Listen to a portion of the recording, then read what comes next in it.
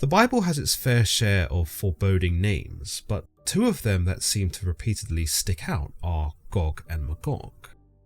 These names are even now met with some trepidation and fear amongst believers, who, depending on their interpretation of scripture, might view Gog and Magog as either specific evil individuals, enemies of God and his chosen people, or perhaps lands or territories that threaten the likes of Israel and the Holy Land. Indeed, there exists no unanimous consensus of Gog and Magog. For example, if one was to consult the Sibylline Oracles, a collection of oral traditions from Judeo-Christian prophetic writers, Gog and Magog were merely lands amidst the Ethiopian rivers, albeit a place that would see some conflict. In the Septuagint, a Greek translation of the Bible, Amos 7:1 would have us believe that Gog was a king who led an army that was symbolized by locusts. Magog in the Chronicles account, meanwhile, is merely noted as a descendant of the prophet Joel. The traditional Hebrew account, however, which we'll cover in much more detail in a moment, will show us two conflicting ideas: that Gog was the leader of the land of Magog, or that Gog and Magog were symbolic for all the nations in the four corners of the earth that opposed Israel. Many would view Gog and Magog in a prophetic light, that their emergence is believed to come about during the end days, and that these were wicked beings or entities that will wage war on the devout. According to biblical commentator Robert H. Mounce, Gog and Magog can even be seen in a more apocalyptic light, owing to their mention in Revelation, where one might even view them as allies of Satan in the final confrontation between God and the devil. In this apocalyptic light, it should come as no surprise then that given Gog and Magog's vague and often conflicting identity, many nations and people have been stigmatized with being Gog and Magog, and those who would serve as opposition for God and greater Christian values. For example, 15th century German theologian Martin Luther believed Gog and Magog referred to the Ottoman Empire, whose empire was beginning to expand across the Middle East during the same time as the Protestant Reformation. By the 19th and early 20th centuries, meanwhile, theologian C.I. Scofield made explicit reference of Gog being a shoo-in for Russia, a belief that would permeate as late as the 1970s, where, as a result of the Cold War, Russia was further vilified by the West and made a more likely candidate as an end times enemy. Naturally, the Bible doesn't ever mention the likes of the Ottoman Empire or Russia, much less are there attempts by the original authors to associate Gog and Magog to a specific nation of the time. But what exactly does the Bible have to say about these elusive names? And are there really any parallels that one might draw in order to link Gog and Magog to our own geopolitical landscape?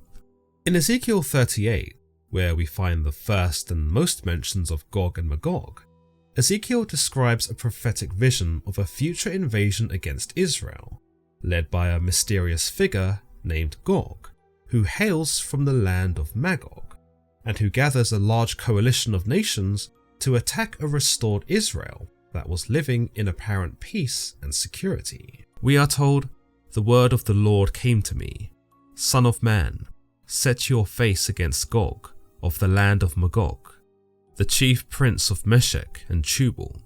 Prophesy against him, and say, This is what the sovereign Lord says. I am against you, Gog, chief prince of Meshech and Tubal.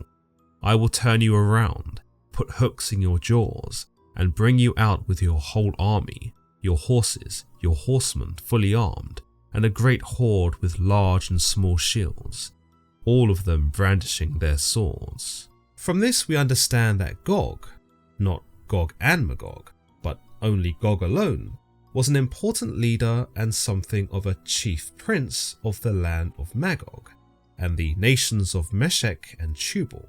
As this would likely be most readers' first encounter of Gog, it's surprising that Gog and Magog go so seemingly hand in hand in later narratives and legends, to give us the impression that they were two distinct entities. Evidently, from Ezekiel's account, this is not the case at all, and Gog appears to be the only entity worth putting under the microscope.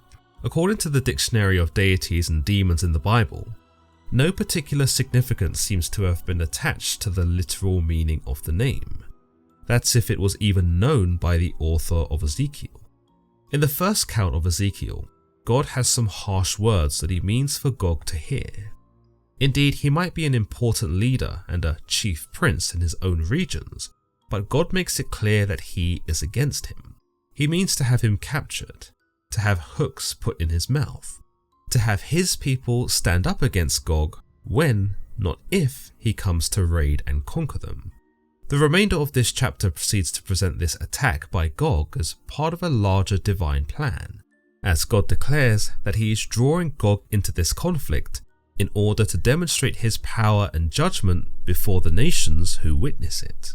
What's interesting is that God actually fills Gog with a false sense of confidence, telling him that all his hordes will be gathered about him, he'll have many resources at his disposal, and the areas he intends to capture will be ripe for the picking. Get ready, be prepared, you and all the hordes gathered about you, and take command of them. After many days you will be called to arms. In future years you will invade a land that has recovered from war, whose people were gathered from many nations to the mountains of Israel, which had long been desolate. They had been brought out from the nations, and now all of them live in safety. You and all your troops, and the many nations with you, will go up, advancing like a storm. You will be like a cloud covering the land. However, the prophecy makes clear that although Gog believes that this is his own plan, he is ultimately being used as an instrument within God's purposes. The account even describes what Gog's state of mind will look like, and specifically lays this out for us so that we can observe his introspective and how futile it really is. This is what the Sovereign Lord says. On that day, thoughts will come into your mind, and you will devise an evil scheme. You will say, I will invade a land of unwalled villages. I will attack a peaceful and unsuspecting people, all of them living without walls and without gates and bars. I will plunder and loot and turn my hand against the resettled ruins and the people gathered from the nations, rich in livestock and goods, living at the center of the land. The success of Gog and his abundance of military might is hard to ignore, and if we were amongst the ancient Israelites, hearing a deity tell us that this mighty man was coming from the north with a storm-like entourage to raid and pillage our settlement would probably have us pretty worried. Indeed, whilst it is prefaced that Gog will fail and will be met with resistance from God, Israel still needs to suffer under Gog in order to warrant the divine response. Put simply, one way or another, the mighty assemblage of Gog's army was inevitable, and many would pay the price in order to meet the prerequisites for God's intervention. Therefore, Son of Man, prophesy and say to Gog, this is what the Sovereign Lord says. In that day, when my people Israel are living in safety, you will not take notice of it. You will come from your place in the far north, you and many nations with you, all of them riding on horses, a great horde, a mighty army. You will advance against my people Israel like a cloud that covers the land. In days to come, Gog, I will bring you against my land, so that the nations may know me when I am proved holy through you before their eyes. The chapter concludes with God telling Ezekiel that Gog is the same person he had intended to bring upon Israel for years, and that he had prophesied him in the former days to the many servants and prophets that had come before. Whilst the Bible makes no specific mention of this Gog before this chapter, we are led to believe that God was telling those that came before Ezekiel, the likes of Jeremiah, Isaiah, and Hosea, of the fated advancement of Gog and his armies. Whether he mentioned Gog by name, or whether he merely spoke of him metaphorically, can be up for some debate, but as the previous chapters of scripture never mention him, it's possible that God was either elusive with his language, or that perhaps the former prophets couldn't conceive such a man as Gog. Nevertheless, Gog tells Ezekiel that the former prophets did preach of him, and that they were aware that one such as Gog would one day arise and proceed to put Israel through the ringer. This is what the Sovereign Lord says.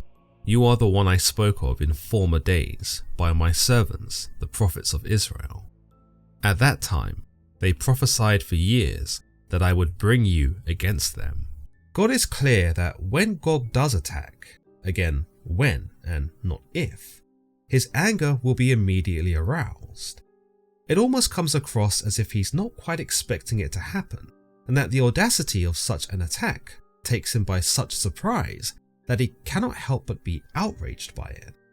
But of course, he does know it's going to happen, and in fact he's already planned his response, which, going by Ezekiel's words, spells such a calamitous fate for Gog and his men that the whole world borders on the apocalypse. This is what will happen in that day. When Gog attacks the land of Israel, my hot anger will be aroused, declares the Sovereign Lord. In my zeal and fiery wrath, I declare that at that time there shall be a great earthquake in the land of Israel. The fish in the sea, the birds in the sky, the beasts of the field, every creature that moves along the ground, and all the people on the face of the earth will tremble at my presence. The mountains will be overturned, the cliffs will crumble, and every wall will fall to the ground. In this then, not only will Gog realize the error of his ways, but God's anger will be so unchained that every living creature will come to realize it. The fish in the sea, the birds in the sky, the beasts of the field, every creature that moves along the ground, and every person on the face of the earth will know of God's existence. The mountains will be overturned, the cliffs will crumble away, walls will fall to the ground. Such calamities will be a result of God's anger, and thus his existence will not be deniable. Given the magnitude of the devastation, we are led to believe that no one on earth could conceive this as being the result of an earthquake or some kind of natural disaster, but can only be recognized as the fury of a higher power, the higher power. Now this all sounds pretty terrifying for the average bystander, but for Gog and his armies, it only gets so much worse. I will summon a sword against Gog on all my mountains, declares the Sovereign Lord. Every man's sword will be against his brother. I will execute judgment on him with plague and bloodshed. I will pour down torrents of rain, hailstones and burning sulphur on him and his troops, and on the many nations with him.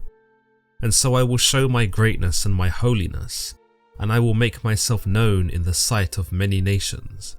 Then they will know that I am the Lord. The judgment of Gog and the destruction the army faces sounds even worse than, say, what the sinners at Sodom and Gomorrah experienced when sulphur rained down from the heavens on them.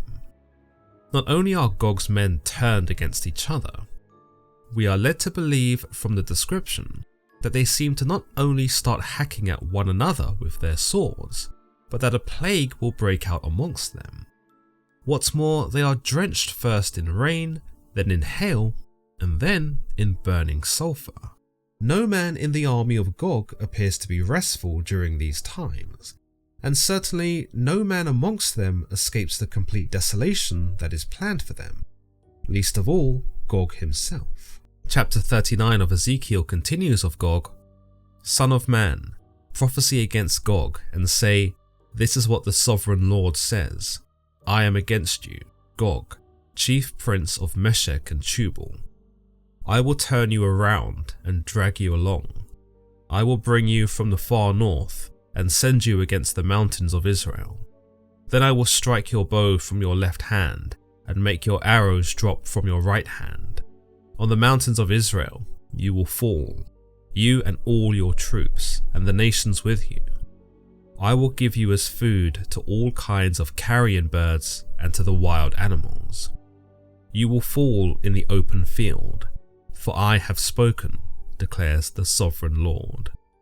I will send fire on Magog and on those who live in safety in the coastlands, and they will know that I am the Lord. The Old Testament God has always been pretty vivid with his punishments and the destruction he brings upon those he believes have earned it. But the imagery he paints for Gog makes it sound like he really does hate the guy. As if to add insult to injury, God decrees that none of the men in Gog's army will receive proper burial rites, but will be left to be picked apart by the vultures like some common animals felled in the wild.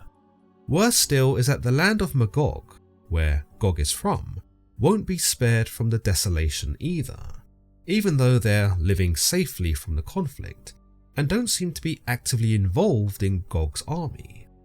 These, you might infer, are the women, children, and the elderly of Magog, who effectively become guilty by mere association, and thus are obliterated. It comes across as quite ominous in the following passage because God's words to Ezekiel would make it seem to the average reader that this really will transpire, and it's not just him speaking colourfully or hyperbolizing, but appears to be something he really stresses to get across. I will make known my holy name among my people Israel. I will no longer let my holy name be profaned, and the nations will know that I, the Lord, am the Holy One in Israel. It is coming. It will surely take place, declares the Sovereign Lord.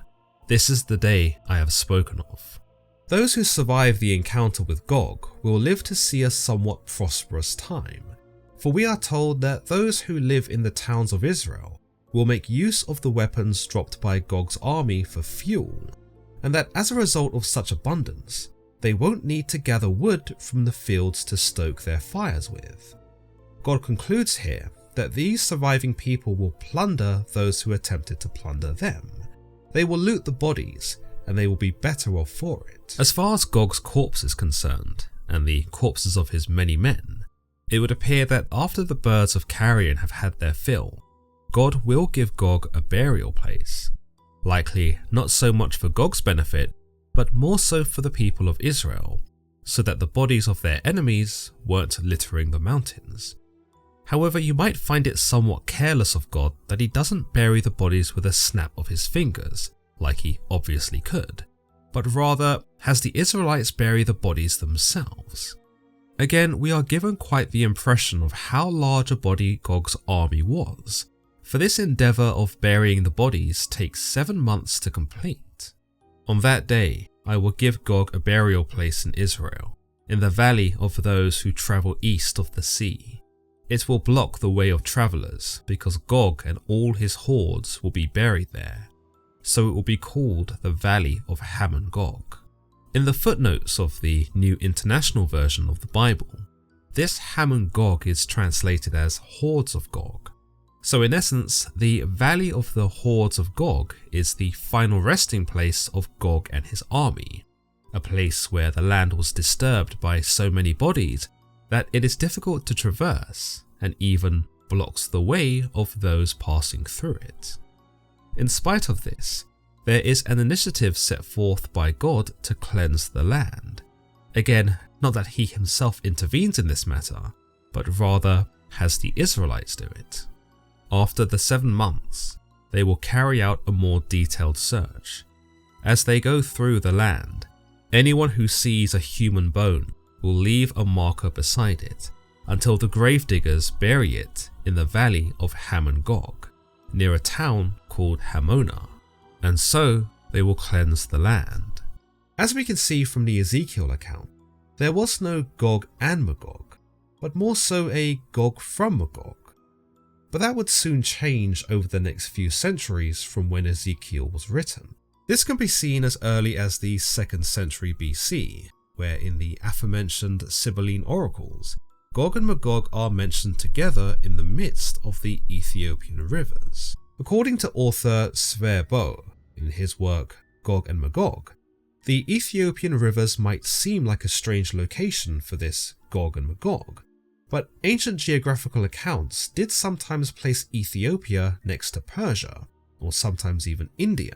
The Book of Jubilees, meanwhile, written around the same time as the Sibylline oracles, expanded on the concept of Gog from Magog, describing it as Gog and Magog in 3 different instances. In the first, Magog is a descendant of Noah, a son of Japheth to be specific, which we'll see covered in the Genesis part of this episode. In the second, Gog is described as a region next to Japheth's borders, whilst in the third instance, Japheth's land is assigned to a Magog. The 1st century pseudo-Philo, which recalls the biblical history from Adam to Saul, tells us that the Magog in Noah's genealogy had 7 sons who went on to produce thousands of descendants. In the Greek Septuagint, meanwhile, the name Gog is used on at least 2 occasions where the original Hebrew has something else, or it proceeds to use Magog where the Hebrew uses Gog. According to the Dictionary of Deities and Demons in the Bible, these names may have even been interchangeable. Revelation 20 presents a vision of the final defeat of evil and the last stages of God's judgment. The chapter begins with an angel descending from heaven who binds Satan and confines him in the abyss for 1,000 years so that he can no longer deceive the nations. During this period, those who remained faithful, especially those who were persecuted or killed for their loyalty to Christ, are shown reigning with him, often referred to as the first resurrection, symbolizing their vindication and reward. After the 1,000 years, Satan is released for a short time, and once again deceives the nations, gathering them for a final rebellion symbolically called Gog and Magog. However, this rebellion is quickly ended when divine fire destroys the attackers, and Satan is finally cast into the lake of fire, marking his permanent defeat. We are told, when the 1,000 years are over, Satan will be released from his prison and will go out to deceive the nations in the 4 corners of the earth, Gog and Magog, and to gather them for battle. In number, they are like the sand on the seashore. There are some similarities one might deduce from the Ezekiel account and the Revelation account of Gog and Magog. The most glaring example is that they both come across with a prophetic air. Ezekiel portrays Gog as a somewhat local invader, who brings about an end-time scenario by provoking God's anger. But Revelation portrays Gog and Magog on a more global scale, as representatives of multiple nations that are manipulated by Satan into mass warfare. Others might argue that John of Patmos, the presumed author of Revelation, actually borrowed the terms Gog and Magog from Ezekiel 38 and 39, and used them symbolically to illustrate his own end times prophecy that he foresaw in his visions. To be fair, considering the apocalyptic nature of Revelation, and the descriptions of strange creatures, giant armies and catastrophic events, the Gog from Magog, or Gog and Magog narrative found in Ezekiel, certainly fits right in here in this event, where the forces of evil are seen to be gathering for a final war against God's people. As we've acknowledged, Revelation 20 shows us that when Satan is released from his 1,000-year imprisonment, he attempts to seduce the nations at the 4 corners of the earth. Whilst the text collectively refers to these nations as Gog and Magog, it's important to remember that this was merely a means by which to identify the rebellious nations, the ones who had refused to worship God and were in effect unsavable. Put simply, in this context, Gog and Magog are not specific nations or countries, but are rather stereotypical names assigned to the enemies of God. Needless to say, the final battle here in Revelation goes about as well as the battle in Ezekiel 39. Where, like in that instance, where Gog's army is met with sulfur from the heavens, so too are Gog and Magog met with the same fate. They marched across the breadth of the earth and surrounded the camp of God's people, the city he loves, but fire came down from heaven and devoured them. As I touched upon earlier, there is another mention of a singular Gog in 1 Chronicles 5, where the genealogy of Reuben is described to us. Here we are told that the prophet Joel begat his son Shemaiah, and that Shemaiah then begat a son named Gog. Nowhere is this character brought up again in the Bible, and it's easier to reconcile that the name Gog here was merely coincidental, and did not pertain in any way to the Gog from Magog in Ezekiel. We also see a Magog mentioned in a similar fashion in the genealogy of Noah's sons in Genesis 10. In the Table of Nations, we are told, the sons of Japheth, Gomer, Magog, Madai, Javan, Tubal, Meshech, and Tiras. Just like the Gog in Chronicles, there's no reason to believe that the Magog mentioned here has anything to do with the Gog and Magog in the likes of Revelation, nor the land in Ezekiel, but that this naming was merely a coincidence. What becomes clear when we trace Gog and Magog through scripture is not that they point to a single identifiable enemy, but that they evolve into something much larger than any one person or nation. In Ezekiel, the Gog from Magog is a chief prince from a distant land, who becomes an unwilling instrument in God's demonstration of power. In Revelation, Gog and Magog are no longer individuals, but symbols of collective rebellion, a final gathering of opposition against God that ultimately collapses just as swiftly as it forms. Elsewhere, the name also appears incidentally in genealogies, reminding us how easily later readers can attach meanings to names that may originally have carried none. Perhaps this is why Gog and Magog have proven so enduring. Their ambiguity has allowed generation after generation to project their own fears onto them, whether that meant medieval anxieties about invading empires or modern fears shaped by global conflict. Yet the biblical texts themselves show little interest in encouraging such speculation. Instead, the consistent message across Ezekiel and Revelation is not really about identifying who Gog and Magog are, but about what they represent. Believers might see through Gog and Magog that the reoccurring opposition to God will always arise, often appearing powerful and inevitable, yet always proving to be temporary. As always guys, if you've enjoyed today's episode, then don't forget to leave this video a like and subscribe for more content just like this. Until next time.